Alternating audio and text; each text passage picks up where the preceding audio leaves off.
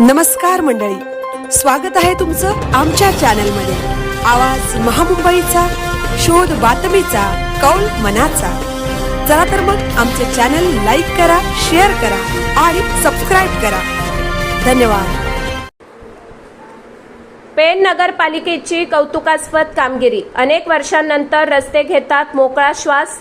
पेण शहरातील मेन बाजारपेठेतील मुख्य रस्त्यांवरील दोन्ही बाजूने अतिक्रमणे वाढवून व्यावसायिक भाजी विक्रेते, फेरीवाले एवढे वाढले होते, यामुळे नागरिकांना रस्त्यावर चालायला सुद्धा त्रास व्हायचा आणि त्याच्यातच जर एखादी 4 चाकी वाहन आले तर त्याच्यातून मार्ग काढताना मनस्ताप व्हायचा।